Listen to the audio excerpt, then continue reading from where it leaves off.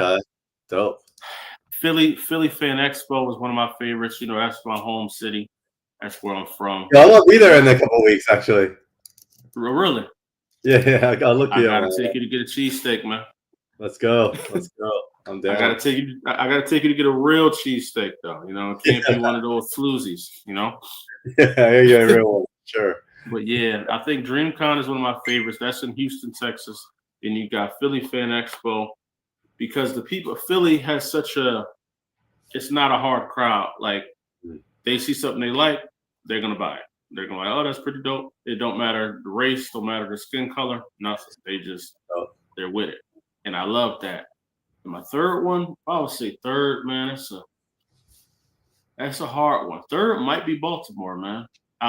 Dude, Baltimore is similar to Philly when it comes to just you don't gotta fight the crowd too much. You know what I mean? Did you feel like you were ready to buy? Because I was telling a lot of my New York friends who were vendors at New York Comic Con and Baltimore. They said like in New York they were definitely buying more kind of vintage / comic art, but then in Baltimore they were buying a lot of the new books. People were buying the new indies. Yeah. Well, because you got to think about it. In Baltimore, we don't have that much competition with like huge mega stars there, right? True. In New York, we was in small press. So you go 20 feet from us, Marvel is right there. And then you go another couple feet, it's like Top Cow or Valiant or whatever. So we're and then behind us was Crunchyroll. Okay. So we're just you're right in the mix. Middle. We're just in the middle of the giants. Yeah. So for us to sell at New York, it was when we were selling, we talked to a lot of people, but the people had to choose what they wanted spending money on because they had everything. It was so much for them to dive into. And they're trying to get the book signings. They're trying to meet this celebrity, that celebrity. So New York, everybody was just, it's like a rat race. Everybody just running everywhere. You know what I mean? Seriously. No, I gotta pick your brain on that because I'm kind of curious.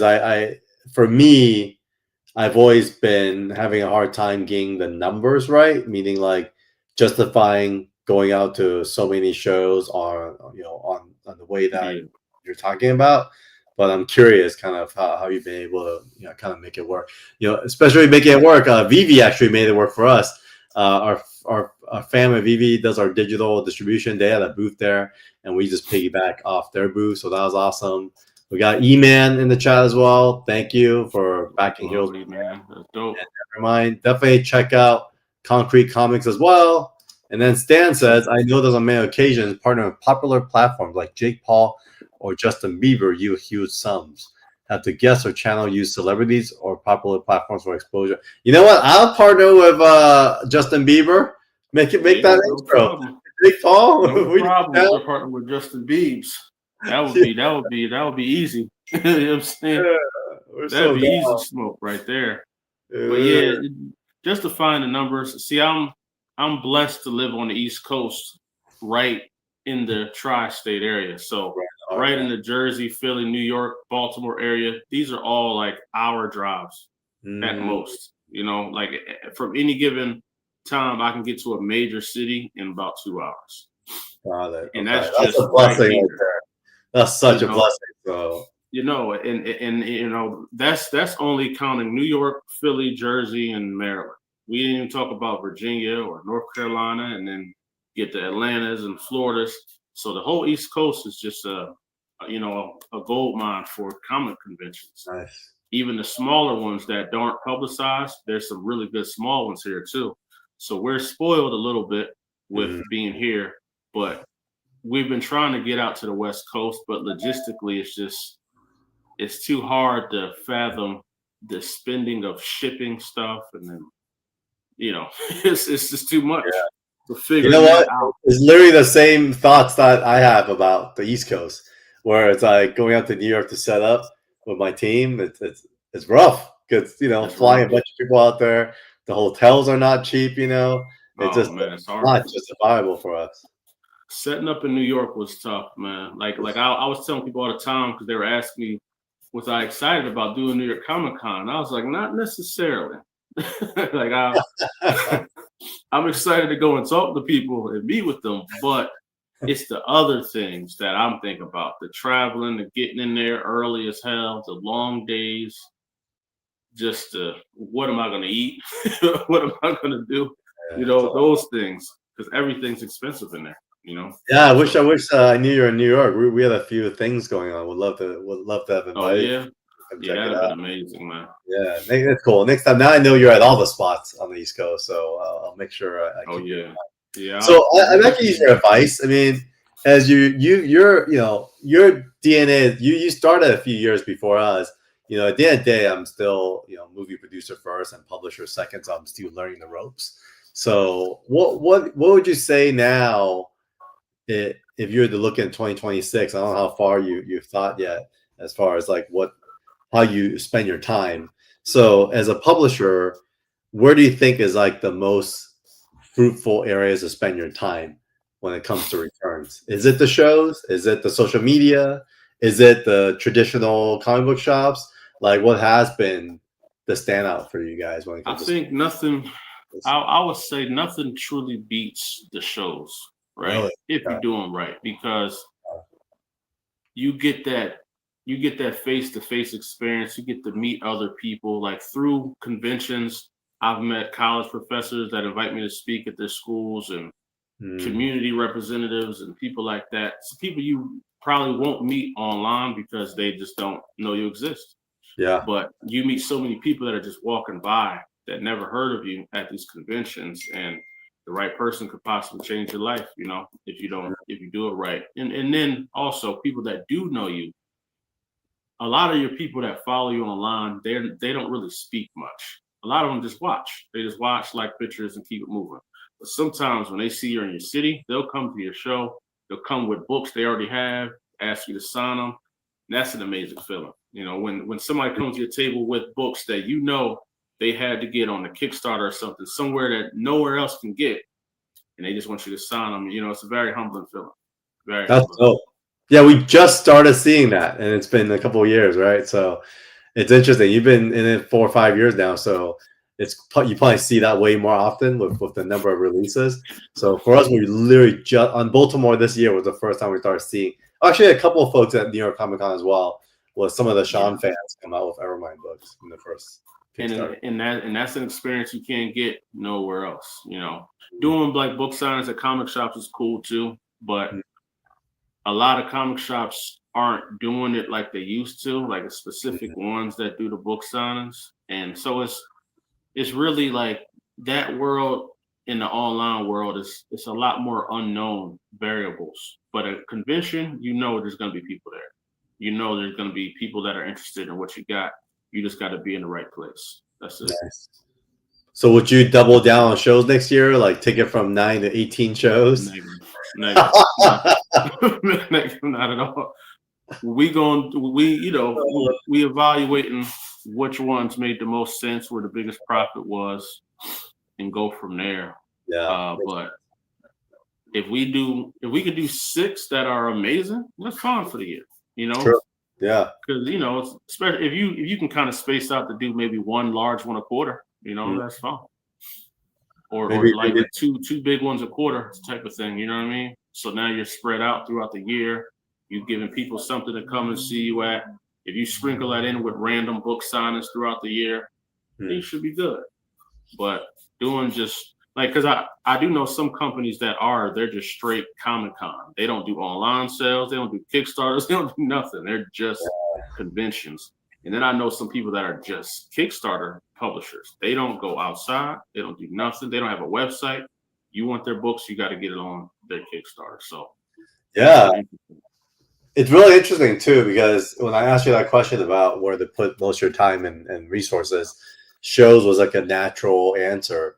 But a couple of years ago, I remember there was like a lot of excitement and like putting some of your books into like local comic shops and stuff.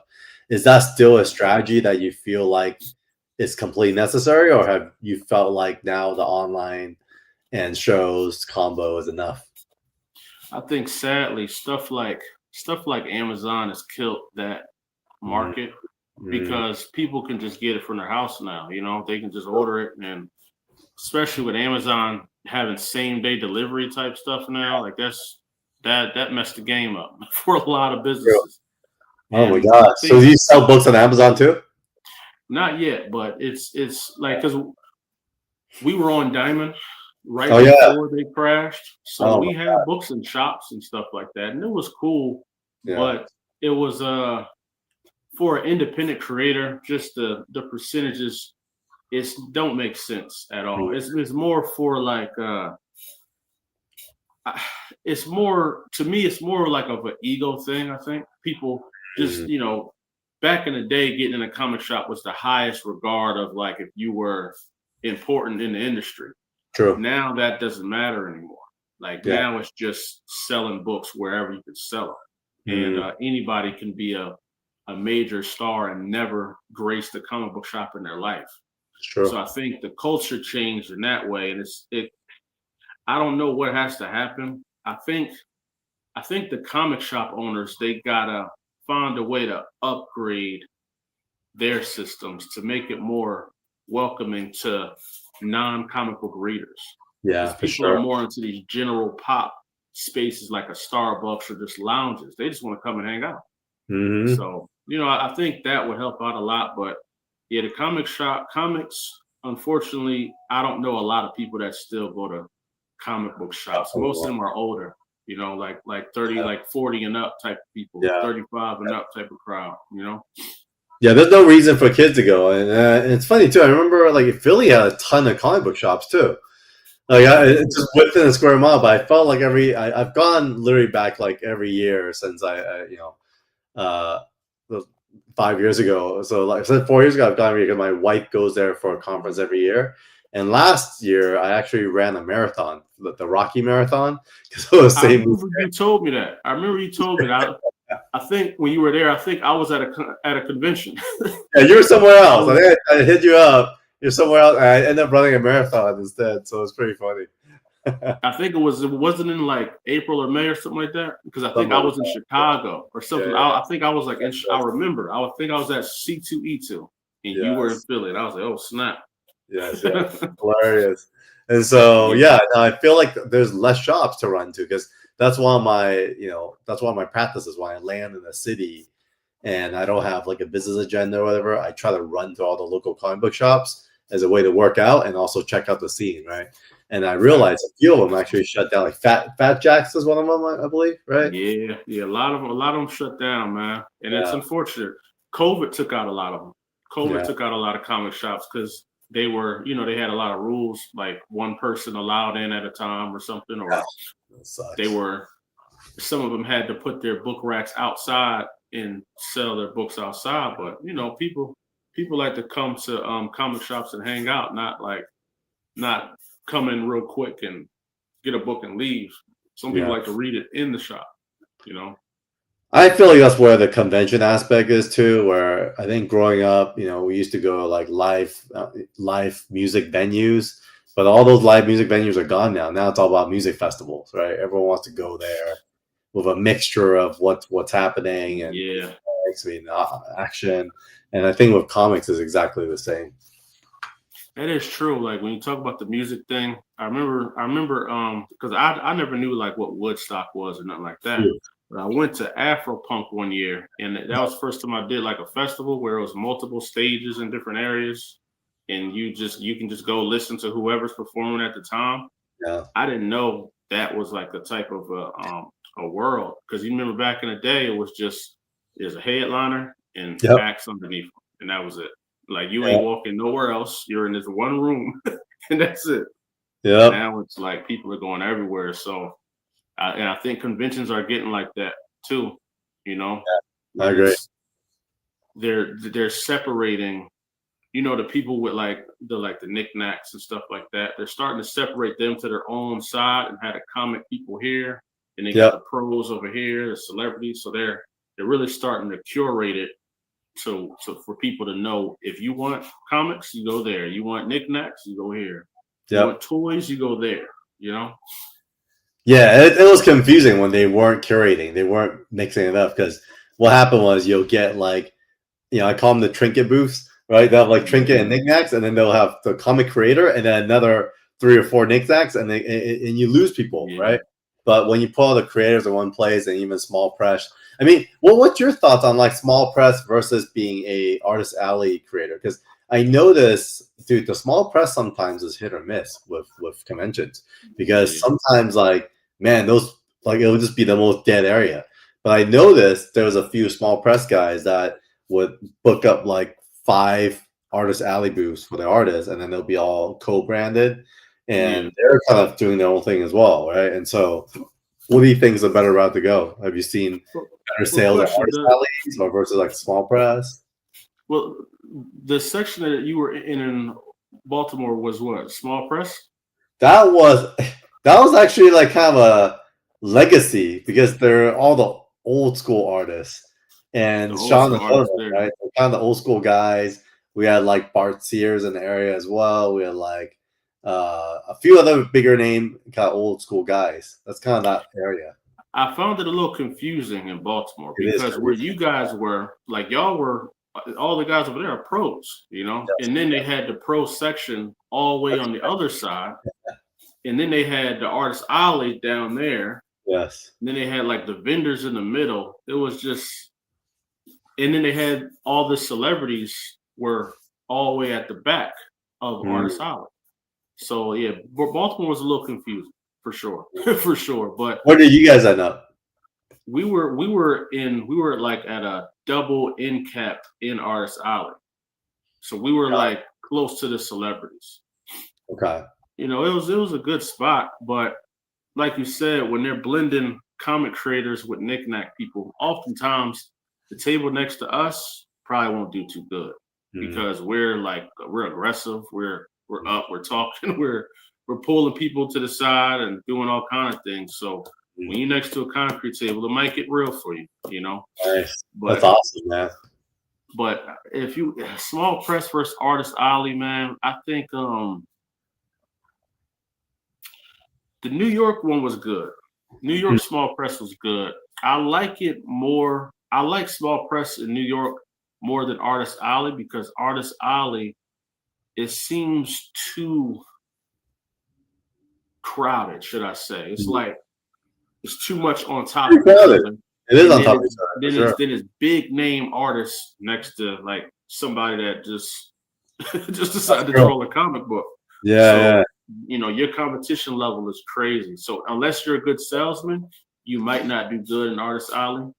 Small press, if you don't have a good presentation, you might not do good, because those guys at small press usually have TVs and stuff, and they got all kind of trinkets to draw people in, you know. So it's like a blend. You kind of gotta just know.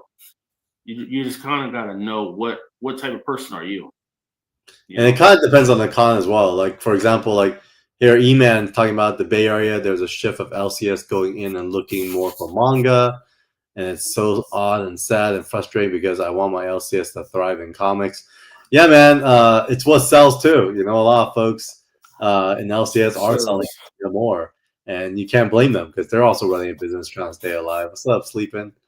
But yeah, no, I agree with you. I think it depends on the con, right? Some cons are just like way better small press. Some cons are way better Artist Alley, and like LA Comic Con this year, I think was a good example of how they separate the Artist Alley to its own floor, kind of like New York, but they didn't really curate, man. It was like trinkets and artists all mixed in, and you just get thrown off as soon as you walk through 2 aisles, because you're like, where am I? You know.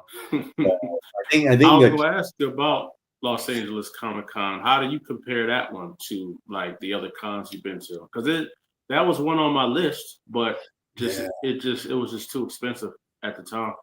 So here's what I have to say about LA Comic Con. So you know the history of it. It's actually Stan Lee's Comic Con. It was called POW. Really? And he ended up selling it to an events company, and the events company turned it into LA Comic Con.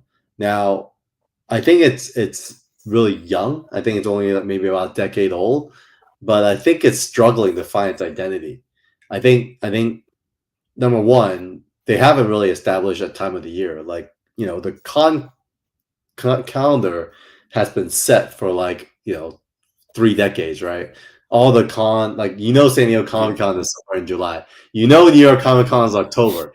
WonderCon's in March, right? Mhm. Everyone kind of knows what cons are when, but LA Comic Con just keeps jumping everywhere. It was like December last year, September the year before, October this year, the week before New York Comic Con, everywhere, right? So that's number one. Two, identity wise, like it's trying to find its way away from Stan Lee, but for some reason they always lean back into it, right? Like this year, for example, not for with any positive feedback. This was a struggle for them because they had the AI version of Stan Lee that you could talk to at LA Comic Con. And yeah, I mean, honestly, it was really cool. My friend Bob was the one that put it together, and I went to go try it. And it was almost like such a great idea, but also a little bit a sense of it's too soon because he didn't pass that long ago. But when you talk to him, you really feel that kind of nostalgia, like he's responding to you. And so it's also a little freaky at the same time.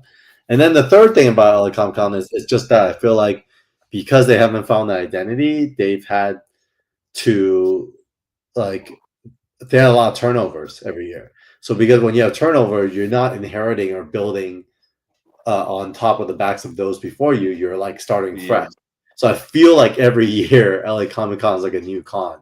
And so I think this year they struggled a lot with organization. And so I think they're still trying to figure out its identity. Not like Baltimore. Baltimore is a very clear comic convention. You go there, you see creators everywhere, and people love to buy comics, right? There's a very clear identity. They love to buy comics in Baltimore.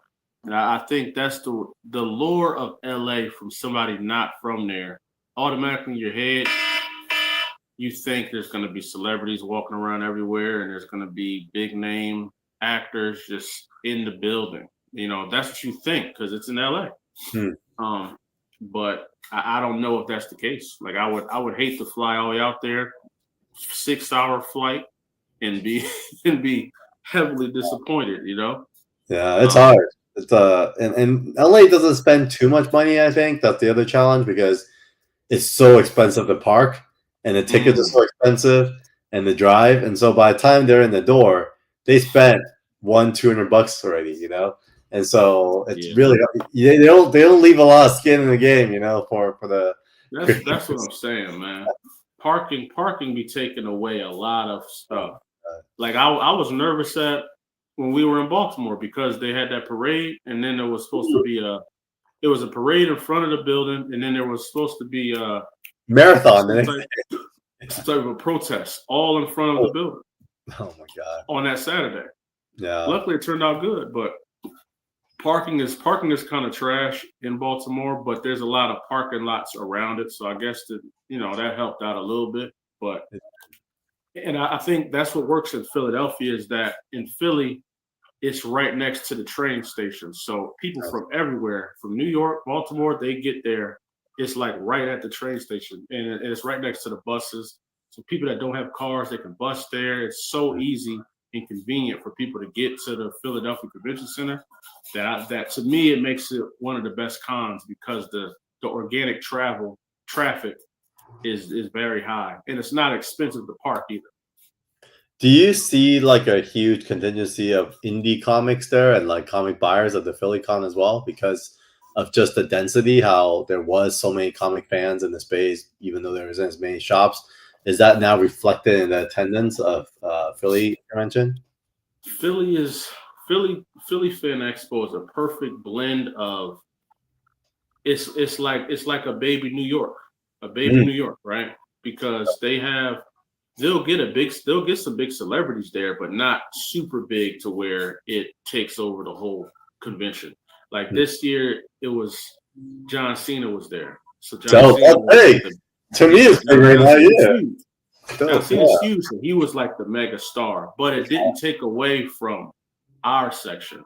And how they have it set up is very nice at Philly.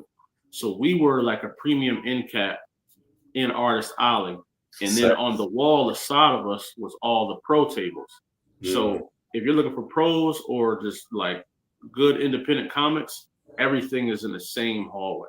So people are just walking, they're going from table to side, table to table, and they're enjoying it. You know what I'm saying? And it's a healthy, all 3 days are pretty healthy traffic. And it's easy flowing. I think the cons are over at 7 p.m. Friday I think it starts at like 2, so it was pretty easy. Okay, yeah, it doesn't seem like too harsh. We might have to consider boothing there for 24/7 as well. All right, so Lonzo, what's 2026 looking like? What's it feeling like after getting through the grind this year? Because we both admitted at the beginning of this call where it's been hard. Like this year is not as easy. It's been tough. Yeah, it's been tough, man. I'm excited about a lot of the community things I'm doing, a lot of the community projects I'm doing. That's real big for me.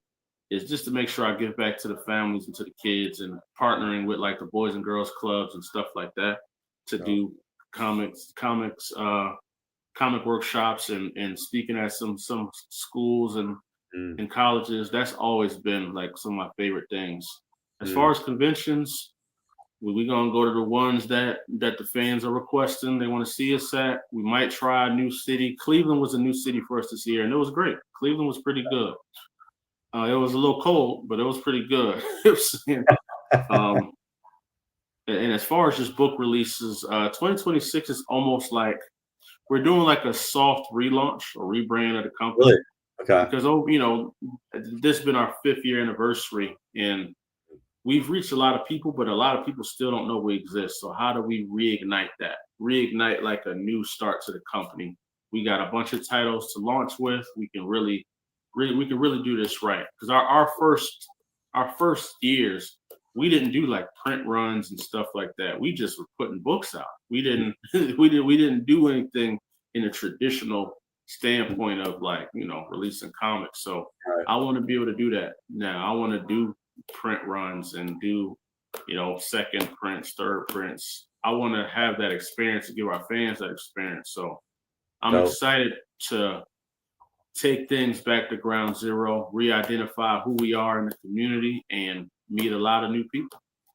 Yeah, man, you and me both. I think with 24/7, very similar sentiments. I feel like the brand's been existing in a certain way for the last 3 years, and now it's a good time to just kind of refresh, right? Just because I think it just at this point, people want to see what's new and fresh, and even just being a year or 2 years old, it's already dated, right? That's how fast things are moving these days. Yeah, things are moving fast, and I think it's with so much has changed around us in the market, we have to change too. Yeah, 100%. We can't remain the same. We got to restructure how we communicate online and in person.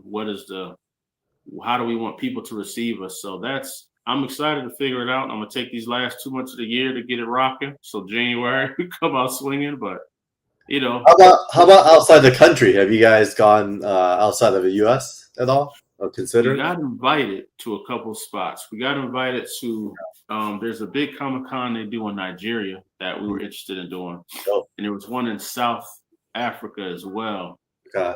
And there was one in the UK we thought about doing, and my friend, he just told me about one in Hong Kong that they're trying to launch, where they want more American comics to come. So yeah, I'm actually working with the Hong Kong crew, so really? I could definitely help with that if that's something of interest. Man, if I can somehow find a way to get like a guest table, I'm over there.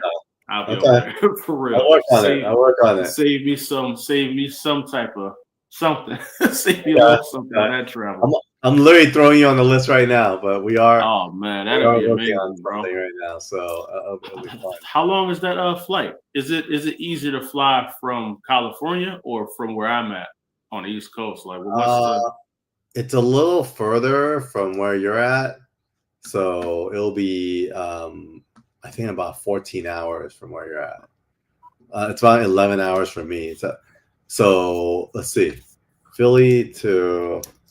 What airport do you fly at? What is that? What airport do you fly out of? I can fly out of Philly, Newark, or New York. Okay. I think it's called PHL. Okay. Yeah, you're about travel. It's weird, they're not telling me flight distance. It's around.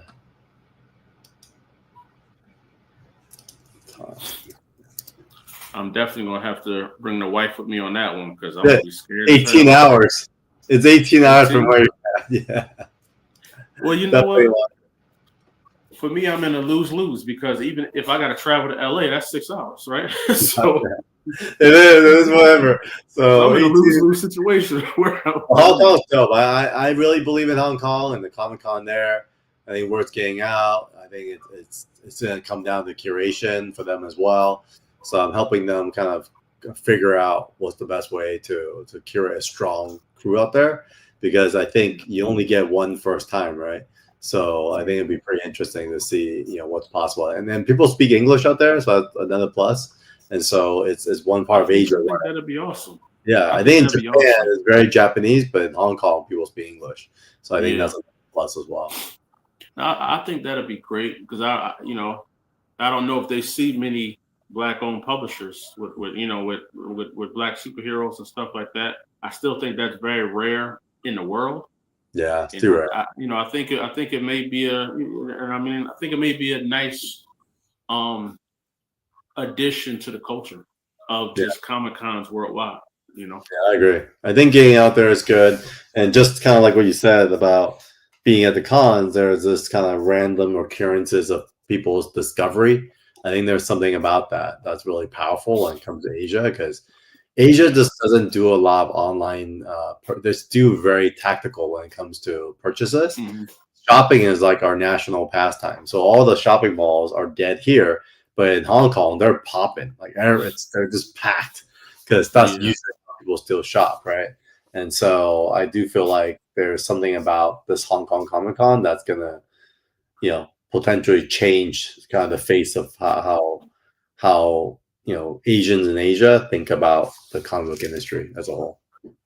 No, that's awesome. Yeah. Maybe it'd be like a European tour, so we can kind of lessen that travel or something. Like already be over there in Europe when it happens, when things start happening. Take a look at me and see what works for you. But I think it'd be worth hitting a few spots, especially if you're traveling, that far already. A friend of mine, she's a teacher out in Abu Dhabi, and her boyfriend is a big comic book fan. And he told her, he said, "Hey man, your friend should come to the Comic-Con that they do here in Abu Dhabi." I said, "Really? There's the Comic-Con out there too?" Yeah, there is. I heard it's not super well attended, but because majority of the population that can afford comics and collectibles are the royal family, you get a lot of royal family there, and then sometimes just spending tens of thousands of dollars. Exactly. For no reason. Yep, for no reason. Just going hard on like whatever's not on sale becomes on sale. Like I literally have a few artists who had pages in their portfolio that was not for sale, that I think some of these princes made it a point to buy it from him just because it's not for sale. See, that's dope. And see, you know what probably would be the good flex for that, if you can find, like in the countries we're going to, if we can find a printer there and just have them print a book, so we just come there, pick up what we need, and then go to the con. You know what I mean? Because the shipping does suck. If you can't drive around, the shipping sucks. Shipping's trash, man. You know what I'm saying? I was told the one guy from Stranger Comics. Are you Sebastian from Stranger Comics? He's a pretty big company. One thing he said, I think he's from South Africa, but he said when it comes to us Americans going overseas, he said it's best to have a nice form of digital content for people to buy at your table. Mm-hmm. Like, so if you sell your digital books, sell that. You know what I mean? Save yourself time and money with the shipping stuff, Yeah. People like to scan stuff now, so. Yeah, well, Stranger Comics is pretty big. Are they like a publisher, or are they Stranger Comics by Sebastian. He's a pretty big name in the game. He's been out for about 20 years, I think, but he's made a really big name for himself out here. You can tell. I mean, look at all the stuff they have. He has a ton of children's books, regular books, all kinds of stuff. Yeah, it's pretty impressive. He's made a big name for himself, but he does like workshops and stuff, and just talk about his experience. And he does a lot of global conventions. So he teaches as well. What is that? So does he also teach? He's a teacher? I believe so. Like he does a little bit of everything. Got it. He was actually at New York Comic-Con too. Nice. So is he the writer for all these books, or is he the publisher? Or he's the writer and publisher. nice. I believe he's the only one that I think he just now started adding other creators. Nice. But I believe he's the sole writer and creator. Yeah. That's pretty G, man. So he's like a one-stop shop kind of thing. Yeah. Wow. He's been killing it. He's been killing it, man. Like his table be flooded with different covers and books. Ooh. You know, it's kind of crazy. Yeah, and I like the vibes too. He's kind of got a vibe going on with all his stuff. Yeah, it's all similar. You know, it has that similar touch to it of this universe. Yeah, kind of painterly style. Yeah. Yeah. Cool. Really cool. Yeah. No, he's dope. He's dope. I think he did LA Comic-Con as well, I believe. Like he's usually at all the big cons. That's where you see him at. Got it. So hits the cons. He's online and he knows international as well. So look forward to meeting Sebastian one day.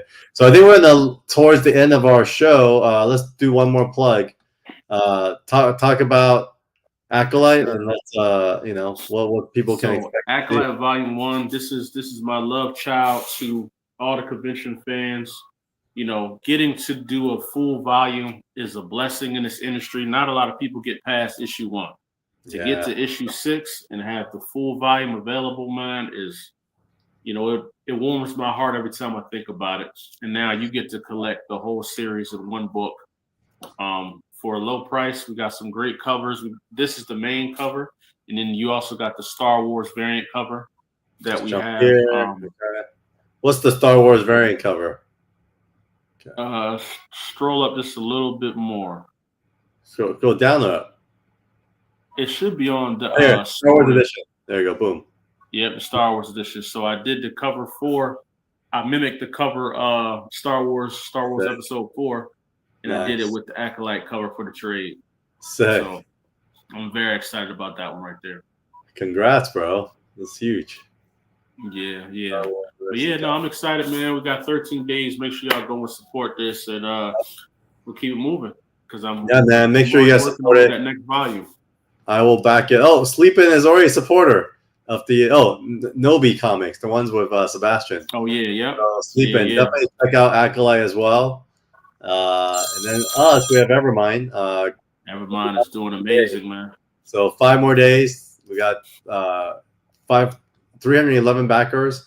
I think our first campaign had 365 backers. So guys, help us beat that. Daniel Wu, Sean Chen, these guys are not messing around. We have our Asia launch next year, which I think coincides with Hong Kong Comic Con, so we're pretty excited about that. And then, overall, definitely chime in and check out the pages and back whatever level you're comfortable backing. We know it's, I think something we talked about, Lonzo, we know economy is hard. Times are tough right now. So, on behalf of Lonzo and I, we both thank you guys for supporting independent comics. Otherwise, with that said, that wraps up our show. And don't be surprised to see some awesome concrete 24/7 crossovers next year. Uh-oh. Later, guys. Yeah. Peace. Guys, later.